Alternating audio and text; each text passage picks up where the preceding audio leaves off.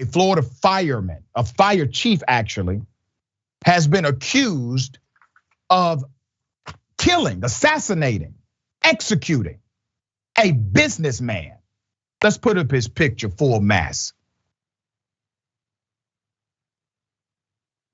The Baker, Florida fire chief was arrested for the murder of a Pensacola business owner. The man you're looking at is Brian Easterling, 52 years of age. He's been arrested and charged with premeditated murder. As of Monday afternoon, Easterling was finally terminated from his position as fire chief, all right? He is being held in the county jail without bond. Yesterday, the victim's family identified the business owner as Michael Evers. Let's put up a picture of Mr. Evers. Right? He was killed, shot in cold blood. Let me give you some background to this insanity. Deputies claim Easterling shot Evers once in the head over a dispute about a prior business deal where the victim allegedly owed Easterling money. Remember, this is the fire chief going to shoot somebody in the head. The 63-year-old's body was found inside of his custom auto shop on Sunday as police were conducting a welfare check. We have a picture of that body shop. Video surveillance shows the murder happened Thursday at the shop. Easterling reportedly covered Evers' body with a car cover at the shop and took his vehicle after he killed Mr. Evers in cold blood. The report states Pensacola police were called on Sunday for a welfare check on Mr. Evers after neighbors had not seen him for a few days. After not finding him in the home, an employee of the shop led officers into the business. That's when officers found Mr. Evers deceased on the floor under a car cover with a gunshot wound to the head. Now remember, the fire chief went back to work. The fire chief shot this man in the head in cold blood and went back to work like nothing happened, all right?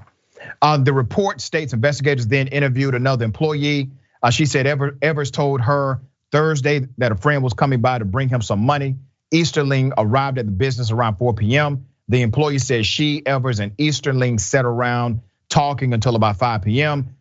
When the shop closed, all right? Surveillance video then shows Evers and Easterling together at the shop at about 5:15 p.m. According to the report, investigators say Easterling could be seen standing outside of the door looking around nervously.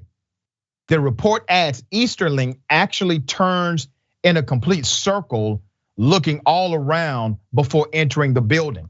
Now at this point, it looks like he came there to commit murder, okay? He did not come there to have a conversation and then all of a sudden things went south and he killed a man. He came there with the intent to commit murder. That's the reason he is being charged with the premeditated factor of the crime, all right? There's more. Moments later, Easterling walks up behind Mr. Evers, and then you see Mr. Evers, he falls immediately to the ground. Easterling can be seen on the video getting a car cover to cover him up. He intended to get away with this, all right? He was unaware that what had transpired was actually caught on camera. This is something that obviously is a developing story, but what kind of human being are you when you would have a full conversation with a man, you have conversation that includes other people, and then you wait for the opportunity to go and murder the person in cold blood, cover up the body, then leave and go back to work? Now I have to question all of the various levels of your obvious corruption and evil. This doesn't stop just here. I would argue this is likely not his first time killing somebody, given the ease in which he did it. I wonder how many fire investigations he manipulated. His corruption created chaos in these investigations. And you cannot dismiss this. Did he start fires too? We've reported right here on Indisputable of fire chiefs that actually started fires. Yeah, is he one of them? These questions need to be answered now. All right, A.B, thoughts on this?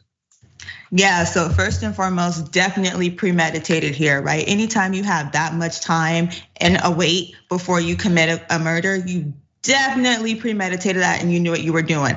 The other concern is that we're supposed to be doing the proper background checks on people who are in like the fire department and police officers and stuff like that. Nobody was checking his mental health, checking his background, seeing if he had any type of like violent past or something like that, because now you have corrupted that entire department. Hopefully there's an investigation that goes into any type of cases, any type of like situation that he has appeared on, because that's dangerous, right? You don't know the number of people who are probably wrongfully convicted now, right? Because you didn't play the system in one way or another. This is why we need oversight on our departments, because something like this can so easily fall through the cracks, and you have other victims who are probably not gonna be mentioned, right? Who probably statute of limitations or whatever will prevent them from getting proper justice, because you have evil, ridiculous people like this working in public service. That's right. So I really hope he get all the time he deserves. Yeah, and they do need to investigate not only him, but his department. You have to remember, exactly. We think fire chief, we start thinking fires. No, they are also investigative authorities. They investigate criminal arson in their jurisdiction. And they testify. That's right, they testify. You now have to go back and figure out how deep does this level of corruption go.